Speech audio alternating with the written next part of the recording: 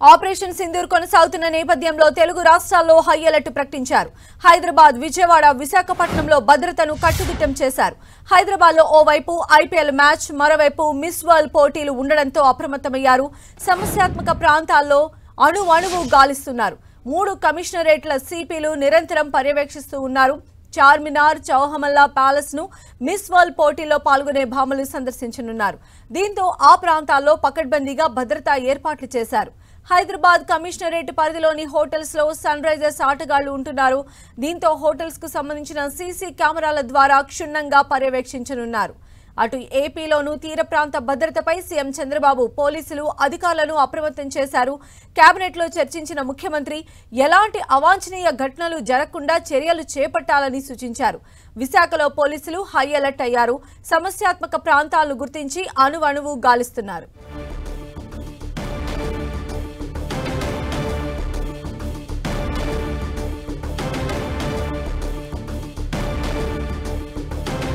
Operation Sindoor కొనసాగుతున్న నేపథ్యంలో 2 తెలుగు రాష్ట్రాలు కూడా హై అలర్ట్ ప్రకటించారు. హైదరాబాద్, విజయవాడ, విశాఖపట్నంలో ఇప్పటికే భద్రతను కట్టుదిట్టం చేశారు. హైదరాబాద్లో ఒకవైపు ఐపీఎల్ మ్యాచ్లు జరుగుతున్నాయి, మరోవైపు మిస్ వరల్డ్ పోటీలు కూడా ఉండడంతో హైదరాబాద్లో అలర్ట్ అయ్యారు. సమస్యాత్మక ప్రాంతాల్లో అణువణువు కూడా చాలా క్షుణ్ణంగా గాలిస్తూ ఉన్నారు. 3 కమిషనరేట్ల సిపిలు కూడా నిరంతరం భద్రతను పర్యవేక్షిస్తూ ఉన్నారు. మెయిన్ గా చార్మినార్, చౌహమల్లా ప్యాలెస్ ను మిస్ వరల్డ్ పోటీలో పాల్గొనే భామలు సందర్శించబోతూ ఉన్నారు. దీంతో ఆ ప్రాంతాల్లో పకడ్బందీగా భద్రతా ఏర్పాట్లను కూడా చేశారు. హైదరాబాద్ కమిషనరేట్ పరిధిలో ఉన్న హోటల్స్ లో సన్ రైజర్స్ ఆటగాళ్లు కూడా ఉంటున్నారు. దీంతో ఆ హోటల్స్ కు సంబంధించిన సీసీ కెమెరాల ద్వారా కూడా క్షుణ్ణంగా పర్యవేక్షిస్తూ ఉన్నారు. అటు ఏపీలో కూడా తీర ప్రాంత భద్రత పైన ఇప్పటికే సీఎం చంద్రబాబు పోలీసులు అధికారులను అప్రమత్తం చేశారు. కేబినెట్ లో చర్చించారు. దీనికి సంబంధించి ఎలాంటి అవాంఛనీయ ఘటనలు జరగకుండా చర్యలు చేపట్టాలని ఇప్పటికే సీఎం ఆదేశాలు జారీ చేశారు. విశాఖలో కూడా పోలీసులు హై అలర్ట్ అయ్యారు. సమస్యాత్మక ప్రాంతాలను గుర్తించి అణువణువు కూడా గాలిస్తూ ఉన్నారు.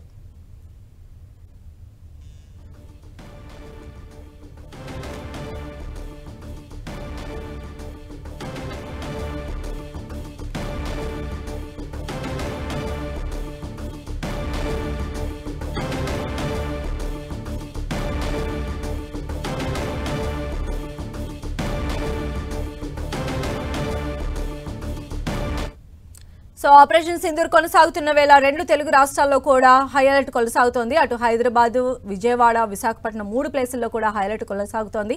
మరిన్ని అప్డేట్స్ కూడా తెలుసుకుందాం. మనతో పాటు హైదరాబాద్ నుంచి కిరణ్ మరిన్ని అప్డేట్స్ అందిస్తారు. అలానే విజయవాడ నుంచి దుర్గా మనకు లైవ్ లో అందుబాటులో ఉన్నారు. అదేవిధంగా విశాఖ నుంచి విక్రమ్ మనకు లైవ్ లో అందుబాటులో ఉన్నారు. సో మొదటిగా మనం హైదరాబాద్ లో ఎలాంటి అలర్ట్ ఉంది, పోలీసులు ఎలాంటి నిఘా ఏర్పాట్లు చేశారు, సమస్యాత్మక ప్రాంతాలను ఐడెంటిఫై చేశారా, ఇలాంటి అప్డేట్స్ అన్ని తెలుసుకునే ప్రయత్నం చేద్దాం. మా ప్రతినిధి కిరణ్ మనకు అందుబాటులో ఉన్నారు. కిరణ్, సంధ్య, దేశ సరిహద్దుల్లో ఉద్రిక్తల నేపథ్యంలో కూడా 2 తెలుగు రాష్ట్రాల్లో పోలీసులు కూడా హై అలర్ట్ ప్రకటించిన పరిస్థితి కనిపిస్తుంది. ఆపరేషన్ సింధూర్ పేరుతో నిన్న భారత సైన్యం చేసిన వైమానిక దాడి నేపథ్యంలో కూడా దీనికి సంబంధించి పూర్తి స్థాయిలో అన్ని రాష్ట్రాలతో పాటు రాజధానులు, కేంద్ర పాలిత ప్రాంతాల సంబంధించి కూడా భద్రత కట్టుదిట్టం చేసిన పరిస్థితి కనిపిస్తుంది. ఇప్పటికే ఇటు తెలుగు రాష్ట్రాలకు సంబంధించి కావచ్చు, ఉత్తర భారతదేశంతో పోల్చుకుంటే దక్షిణాది రాష్ట్రాలకు సంబంధించి హైదరాబాద్ అనేది చాలా కీలకంగా ఉంటుంది. కేంద్ర వివిధ రంగాలకు సంబంధించిన సంస్థలు ఇక్కడ నెలకొల్పిన నేపథ్యంలో కూడా వాటిని బందోబస్తు పరిశీలించేందుకు ఏర్పాటు చేసిన పరిస్థితి కనిపిస్తుంది. ఇక నిన్నటి పరిణామాల నేపథ్యంలో కూడా అటు హైదరాబాద్ పోలీసులు కూడా చాలా పకడ్బందీగా ఏర్పాటు చేసిన పరిస్థితి కనిపిస్తుంది. పూర్తి స్థాయిలో 1,00,000 కెమెరాలతో 3 కమిషనరేట్ల పరిధికి సంబంధించి కూడా చాలా నేపథ్యం. ఇక వీటితో పాటు పలు ఐపీఎల్ మ్యాచ్లు కూడా హైదరాబాద్ కేంద్రంగా జరుగుతున్న నేపథ్యంలో ప్రస్తుతానికైతే కొంత నిన్న కేంద్ర ప్రభుత్వం విడుదల చేసిన జోన్ 2లో హైదరాబాద్ ఉన్న నేపథ్యంలో కూడా దీనికి సంబంధించి ఎలాంటి అవాంతరాలు చోటు చేసుకోకుండా సున్నిత ప్రాంతాల్లో కూడా పోలీసులు ఇప్పటికే ఆదరణ తీసుకున్న పరిస్థితి. ఎందుకంటే తెలుగు రాష్ట్రాల నుంచి కాదు, యావత్ దేశం నుంచి కావచ్చు, వివిధ ప్రాంతాల నుంచి టూరిస్టులు పెద్ద సంఖ్యలో హైదరాబాద్ కి వస్తుంటారు. హైదరాబాద్ నగరంలో వివిధ టూరిస్ట్ ప్లేస్లు ఉన్నాయి. చార్మినార్తో పాటు పలక్నుమాతో పాటు చౌముల్లా ప్యాలెస్తో పాటు గోల్కొండ వంటి ఆ ప్రాంతాల నేపథ్యంలో కూడా పెద్ద సంఖ్యలో నగరానికి టూరిస్టులు వస్తుంటారు. కేవలం వివిధ రాష్ట్రాలకు సంబంధించి కాకుండా దేశ విదేశాల నుంచి కూడా మెడికల్ టూరిజం సంబంధించి కావచ్చు, మెడికల్ సంబంధించిన వాటికి కూడా ఇక్కడ పెద్ద మొత్తంలో వివిధ దేశాల నుంచి కూడా వస్తున్న నేపథ్యంలో వాళ్ళకి సంబంధించి ప్రస్తుతం అటు ఇండియా పాకిస్తాన్ బోర్డర్లో కొనసాగుతున్న ఉద్రిక్తతల నేపథ్యంలో కూడా ప్రస్తుతానికి అయితే హైలైట్ ప్రకటించిన పరిస్థితి కనిపిస్తుంది. నిన్నటి పరిణామాల నేపథ్యంలో కూడా ముఖ్యంగా ఇటు దేశ రాజధాని ఢిల్లీతో పాటు వివిధ ప్రాంతాలకు సంబంధించి దక్షిణాది రాష్ట్రాలకు సంబంధించి ఆర్మీ నేవీతో పాటు వివిధ రంగాలకు సంబంధించిన వాటికి సంబంధించిన కూడా ఇక్కడే వాటి స్థావరాలు ఏర్పాటు చేసుకుంటాయి. దీనికి సంబంధించిన ఇక్కడే ఉన్న నేపథ్యంలో పూర్తి స్థాయిలో కూడా ఇక్కడ ఎలాంటి పరిస్థితులు వచ్చినా కూడా రైట్ కిరణ్, మీరు లైన్ లోనే ఉండండి. మరోవైపు విజయవాడ వెళ్దాం. విజయవాడలో ఎలాంటి పరిస్థితులు నెలకొని ఉన్నాయి ఆపరేషన్ సింధూర్ నేపథ్యంలో అనేటువంటి వివరాలు అందించడానికి మనతో పాటు ఉన్నారు దుర్గా.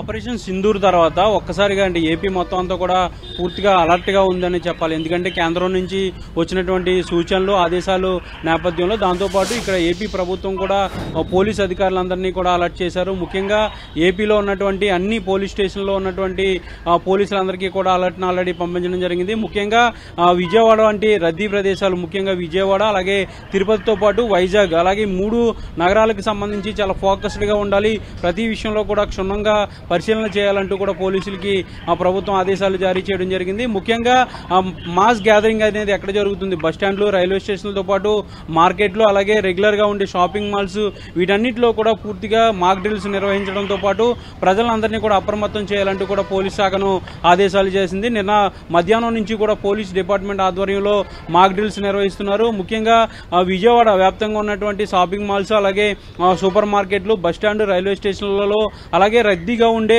ఏదైతే మార్కెట్స్ ఉంటాయో ఆ మార్కెట్స్ లో కూడా పూర్తిగా మాక్ డ్రిల్ నిర్వహిస్తున్నారు. ఒకవేళ ఎలాంటి అవాంఛనీయ ఘటనలు కనుక జరిగినట్లయితే ఏ విధమైనటువంటి సన్నద్ధతతో ఉండాలనేది పోలీస్ డిపార్ట్మెంట్ కి సూచనలు ఇవ్వడంతో పాటు ఇటు ప్రజల్ని కూడా అప్రమత్తం చేసే విషయానికి సంబంధించి పూర్తి స్థాయిలో మాక్ డ్రిల్స్ నిర్వహిస్తున్నారు. బాంబ్ బ్లాస్ట్ కి సంబంధించి లేదంటే ఎవరైనా తుపాకీలతో అటాక్ చేస్తే ఏ విధంగా వాళ్ళ నుంచి రెస్క్యూ అవ్వాలి, అక్కడ ఉన్నటువంటి చుట్టుపక్కల ఉన్న వాళ్ళందరినీ కూడా ఏ విధంగా కాపాడాలనే అంశానికి సంబంధించి పూర్తి స్థాయిలో ప్రజలకు అవగాహన కల్పిస్తున్నారు. ప్రతి సెంటర్లో కూడా దీనికి సంబంధించినటువంటి మాక్ డ్రిల్స్ ఏర్పాటు చేస్తూ ముఖ్యంగా ఫైర్ స్టేషన్ కి సంబంధించి వాళ్ళు కూడా ఈ డ్రిల్స్ లో పార్టిసిపేట్ చేస్తున్నారు. బాంబ్ బ్లాస్ట్లు కనుక జరిగినట్లయితే అక్కడ ఉన్నటువంటి చుట్టుపక్కల ఉన్నటువంటి సామాన్య ప్రజలు పోలీసులతోనూ అలాగే అక్కడ ఉన్నటువంటి అధికారులతోనూ సమన్వయంగా ఏ విధంగా పనిచేయాలనే దానికి సంబంధించి కూడా తగు సూచనలు ఇస్తున్నారు. వాళ్ళందరికీ కూడా శిక్షణ ఇస్తున్నటువంటి పరిస్థితి కనిపిస్తుంది. ఇక ఇళ్లలో ఉండే ప్రజలు ఏ విధమైనటువంటి జాగ్రత్తలు తీసుకోవాలి, ఇళ్ల నుంచి బయటికి రాకుండా ఇంట్లో ఏ విధమైనటువంటి రక్షణ కవచం ఏర్పాటు చేసుకోవాలనే దానికి సంబంధించి కూడా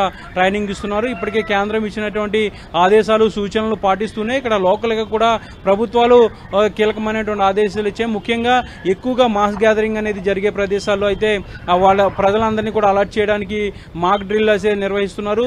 ముఖ్యంగా రైల్వే స్టేషన్ అలాగే బస్టాండ్ లో కూడా దీనికి సంబంధించినటువంటి డ్రిల్స్ నిర్వహిస్తున్నారు. ఎవరైనా కనుక అనుమానితులుగా కనిపించినట్లయితే పోలీసులకు వెంటనే సమాచారం ఇవ్వాలని కూడా ఇప్పటికే టోల్ ఫ్రీ నెంబర్లను కూడా చెప్పడం జరిగింది. ముఖ్యంగా వీటికి సంబంధించి ఒకవేళ యుద్ధ పరిస్థితులు కనుక వచ్చినట్లయితే లేదంటే ఎవరైనా ఉగ్రవాదులకు సంబంధించినటువంటి కదలికలు కానీ ఇలాంటి ఏదైనా ఇన్ఫర్మేషన్ ఉంటే ఖచ్చితంగా పోలీసులకు సమాచారం ఇవ్వాలి.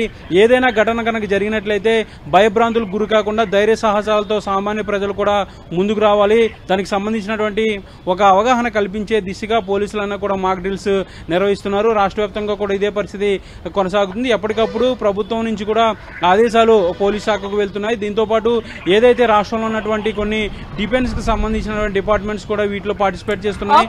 ఏదైనా కనుక ఘటనలు కనుక జరిగినట్లయితే అలాంటి జాగ్రత్తలు తీసుకోవాలి, ఏ విధంగా తమను తాము కాపాడుకోవడంతో పాటు అవసరమైతే వైజాగ్ వెళ్దాం. విశాఖపట్నం ఏంటంటే అటు పోర్టు పరంగా నేవీ పరంగా అన్ని రకాలుగా కూడా దేశం మొత్తంలో బాగా థ్రెడ్ జోన్ ఉండేటువంటి ఛాన్సెస్ అలాంటి ప్లేసెస్ వైజాగ్ కూడా ఉంటుంది. మరి వైజాగ్ లో పోలీసులు ఎలాంటి అలర్ట్ కొనసాగిస్తూ ఉన్నారు, సమస్యాత్మక ప్రాంతాలు ఐడెంటిఫై చేశారా, ఎలాంటి ఏర్పాట్లు చేశారనే అప్డేట్స్ అందించడానికి మనతో పాటు విక్రమ్ మనకు అందుబాటులో ఉన్నారు. విక్రమ్,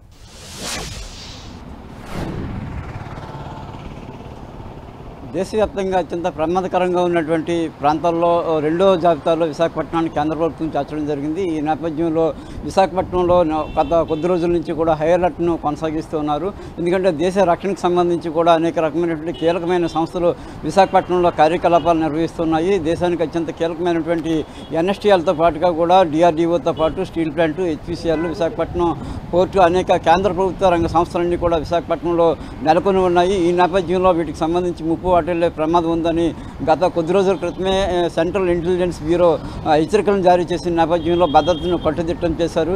ఈ నేపథ్యంలో గత కొద్ది రోజులుగా పాకిస్తాన్తో జరుగుతున్నటువంటి యుద్ధ వాతావరణం నేపథ్యంలో మరింత అలర్ట్ని అయితే విస్తృతం చేయడం జరిగింది. ఈ నేపథ్యంలో ఎక్కడికక్కడ భద్రతను కట్టుదిట్టం చేయడం, ఎక్కడికక్కడ తనిఖీలను ముమ్మరంగా చేస్తుండడం వంటివి కొనసాగుతూ ఉన్నటువంటి పరిస్థితి ఉంది. దీంతోపాటు కూడా విశాఖపట్నంకు సంబంధించినటువంటి ప్రాంతాల్లో రక్షణను గస్తీని మరింతగా పెంచేందుకు సంబంధించి కేంద్ర రాష్ట్ర ప్రభుత్వాలకు చెందినటువంటి పలు విభాగాలు పూర్తి స్థాయిలో కూడా రంగంలో దిగాయి.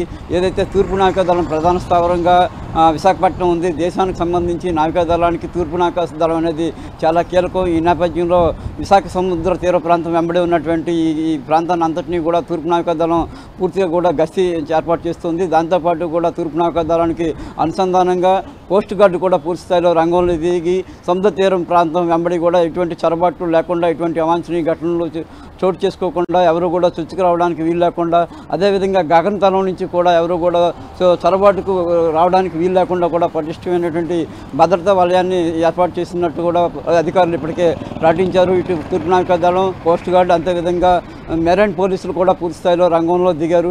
కేంద్ర ప్రభుత్వానికి చెందినటువంటి ఈ తూర్పు నావికాదళం, కోస్ట్ గార్డుతో పాటుగా రాష్ట్ర ప్రభుత్వానికి చెందినటువంటి మెరైన్ పోలీసులు కూడా ఎప్పటికప్పుడు నిరంతరం విశాఖపట్నంతో పాటు ఈ తీర ప్రాంతం వెంబడి ఉన్నటువంటి ప్రాంతాలన్నింటినీ కూడా గస్తీ కొనసాగిస్తూ ఉన్నారు. విశాఖపట్నంకి సంబంధించి పాకిస్తాన్తో జరిగినటువంటి యుద్ధానికి సంబంధించి గత పాత నేపథ్యం కూడా కలిసి వస్తుంది.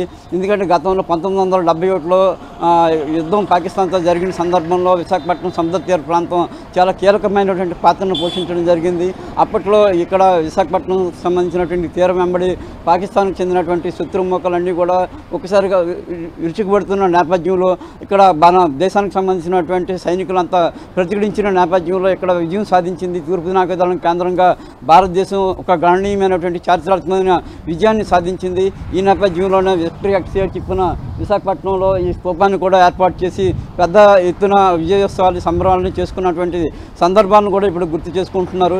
ఈ నేపథ్యంలో విశాఖపట్నం దేశ రక్షణకు సంబంధించి కీలక పాత్ర పోషిస్తున్న నేపథ్యంలో ఎటువంటి అవకాశాలను కూడా వేడవకుండా గట్టి బందోబస్తును, అదేవిధంగా గస్తీని, నిఘాను కూడా పెంచుతూ అన్ని రక్షణ వ్యవస్థలన్నీ కూడా ఏకమై సమన్వయంతో పనిచేస్తూ కూడా ఎటువంటి అవాంఛనీయ ఘటనలు, ఎటువంటి చొరబాట్లు చేయకుండా భద్రతను చేస్తున్నటువంటి పరిస్థితి ఉంది. సంధ్య. రైట్ విక్రమ్, అది మొత్తంగా దేశవ్యాప్తంగా ఆపరేషన్ సింధూర్కి సంబంధించి కేంద్రం కొన్ని ప్లేసెస్కి అలర్ట్ జారీ చేసింది. తాజాగా 2 తెలుగు రాష్ట్రాల్లోని హైదరాబాద్, విజయవాడ, విశాఖపట్నానికి సంబంధించి కూడా అలర్ట్ జారీ చేసిన నేపథ్యంలో ఇక్కడ పోలీసు చాలా నిఘా వ్యవస్థను పటిష్టం చేసిన పరిస్థితులు ఉన్నాయి. మరి